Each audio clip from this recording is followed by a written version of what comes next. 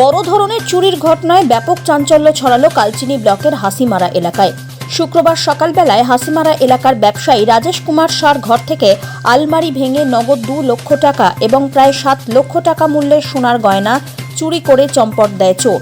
রাজেশ কুমার শাহ এবং তার পরিবারের সদস্যরা তাদের বাড়িতে ছিলেন না। তারা বিচ চা বাগানে আত্মীয়র বাড়িতে গিয়েছিলেন, আর সেই সুযোগেই চোর দরজার তালা ভেঙে ঘরে প্রবেশ করে এবং আলমারির লকার ভেঙে সর্বস্ব চুরি করে চম্পট দেয়।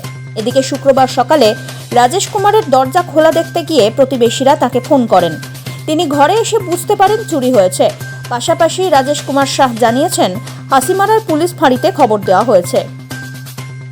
এদিকে হাসিমারা এলাকায় ঘন ঘন চুরির ঘটনায় রীতিমতো আতঙ্কিত এলাকার বাসিন্দারা। এ বিষয়ে স্থানীয় পঞ্চায়েত সদস্য রমেশ প্রসাদ জানিয়েছেন, ঘন ঘন চুরির ঘটনা ঘটছে। সম্প্রতি হাসিমারা এলাকায় বেশ কয়েকটি চুরির ঘটনা ঘটেছে, আর এই ঘটনায় সবাই আতঙ্কিত।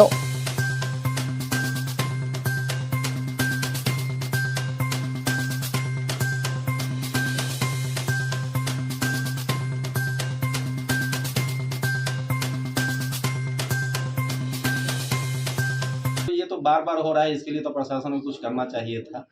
और जो चोरी हुआ है तो छानबीन करके जो भी मतलब दोषी है उसको पकड़ा जाए और मेरा सामान को रिकवरी किया जाए। आप क्या काम करते हैं? मेरा ग्रोसरी का छोटा मोटा दुकान है।